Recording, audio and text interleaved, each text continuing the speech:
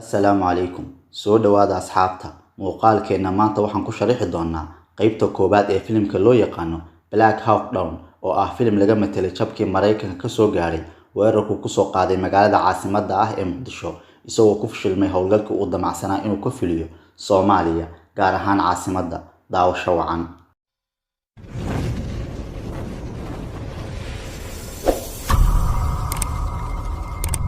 Black Hawk Down waa filim Amerikaan ah oo laga metelay weerar ay ciidamada Mareykanku ku soo qaadeen General Aidid sanadku markuu ahaa 1993. Diyaarado dhowr ah oo ah kuwa qumaatika u kaca ayaa ka kacay fariisimo ay ciidamada Mareykanku ku lahaayeen meel u dhow airport-ka Aadan Cadde, waxaana sidoo kale fariisimaha ka baxay gawaari qafilin oo Mareykanku leeyahay oo gaaraysa ilaa 14 gaari, waxaana ku wajahnayeen gudaha caasimadda. Saacadu markay ahayd 3:35 daqiiqo oo galabnimo, waxa uu qorshaha ciidanka Mareykanku ahaa in 30 daqiiqo lagu galo loogana soo baxo magaalada oo ay isku haysteen ciidamo iyo qabaa'ilo ku loolamaya xukunka dalka.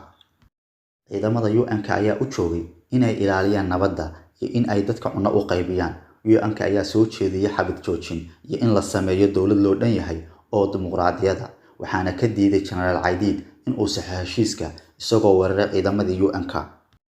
Intaas kadib, Mareykanka ayaa u soo daabulay Muqdisho ciidamo loo yaqaano Task Force Rangers iyo ciidamo gaar ah oo loo yaqaano Delta Force, waxaana lagu amray in ay nolol ama geeri ku soo qabtaan hogaamiyaha SNA General Maxamed Faarax Aidid, waxayna marar badan isku dayeen in ay dilaan ama soo qabtaan wayna ku guuldareysteen. July 1993, diyaarad Mareykanku leeyahay oo loo yaqaano Cobra ayaa weerartay dhisme ay tuhunsanaayeen inay ku shirayeen rag uu ku jiro General Aidid, balse waxaa ku dhaawacmay ku dhawaad 200 oday dhaqameedyo ah kuwaas oo ka shirayay sidii nabad iyo xal waara loogu heli lahaa waddanka. SNA ayaa bilowday dhaqdhaqaaq looga soo horjeedo ciidamada Mareykanka, iyadoo bartilmaameedkeedu ahaa sidii ciidamada soo duulay waddanka looga saari lahaa, waxaana la gubay dhismayaal ay Mareykanku degganaayeen. Sidoo kale waxaa la dilay 4 weeraryaal reer galbeed ah. 3 Oktoobar 1993, ciidamada Mareykanka ayaa helay warbixin ah goob ay ku jireen Cumar Salaad Cilmi iyo Maxamed Xasan Cawaale oo ka tirsanaa SNA ereyada Hotel Olympico, wuxuuna qorshe u ahaa in 6 ka mid ah ciidamada gaarka ah ee Delta Force inay ku degaan jidka saaran bartilmaameedka si isku weer looga qabto. 15 ka mid ah ciidamada Rangerska ayaa sidoo kale wadooyinka soo gala xiray. Diyaaradda Black Hawk iyo diyaarad kale ayaa dul heehaabaya bartilmaameedka, iyadoo qorshe u ahaa marka labadaas nin la qabto in lagu soo qaado baabuurta ciidamada dibna loogu soo laabto fariisimaha inta aysan imaanin ciidamadii uu hogaaminayay General Black Hawk ayaa hagaysay ciidamada, halka diyaaradda kale ee helicopter-ka ahi ay diyaar u ahayd inay ka falceliso haddii wax dhib ah ay dhacaan. Haddii dhib intaas ka badan uu yimaado, waxaa heegan ku jira ciidamo kale oo ku sugnaa fariisimaha si ay si degdeg ah u falceliyaan.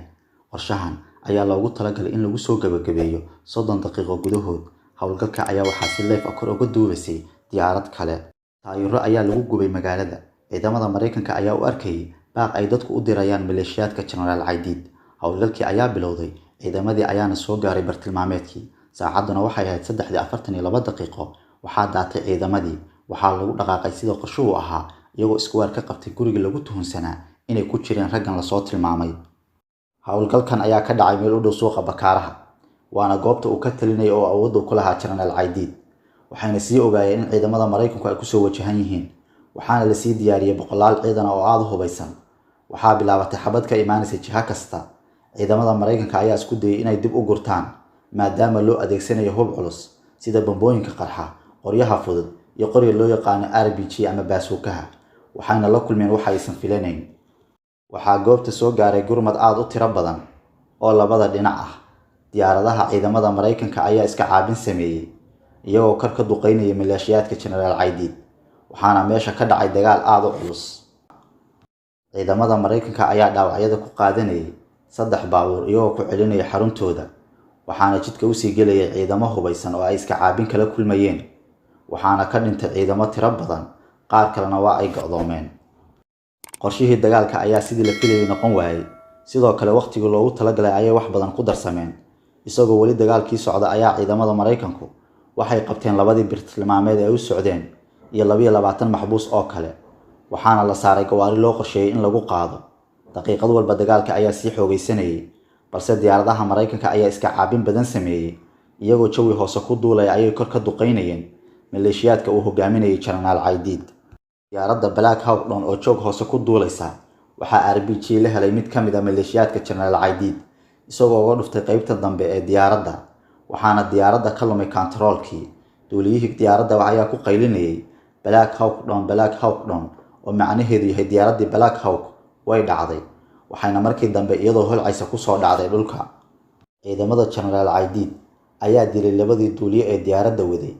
Ciidamada Mareykanka ayaa xaaladdu ku xumaatay markii ay arkeen in diyaarad laga soo riday, waxayna dalbadeen gurmad degdeg ah. Caydiid ayaa ahaa nin aan la dhayalsan karin, wuxuuna cilmiga ciidamada ku soo bartay midowgii Sofiyeed, wuxuuna aad ugu xeel dheeraa dagaalka gorillaha ah iyo in dhulka la soo dhigo diyaaradaha iyadoo la adeegsanayo qoriga RPG-ga. Ciidamada Mareykanka ayaa gurmad u fidiyay diyaaraddii dhulka la soo dhigay iyo ciidamadii kale ee go'doonka ku jiray, waxayna dib ugu laabteen xeradoodii. Diyaaradaha kale ah Super 64 iyo Alpha 51 ayaa ka soo kacay fariisimahoodii, waxayna soo daabulayeen ciidamada iyo dhaawacyadooda, halka diyaaradda lagu magacaabo Super 68 ay dul taagneed diyaaraddii dhacday ayaa iyana waxaa lagu soo xiray RPG, balse wax dhib oo weyn ma soo gaarin, waxaana lagu guuleystay in si nabad ah dhulka loogu dejiyo. Gawaaridii ciidamada waday ayaa lumay oo jihadii ka qaldantay, iyagoo uu ku socday dagaal culus, waxayna ka cararayeen goobta dagaalka iyagoo ku socday si xawaare leh.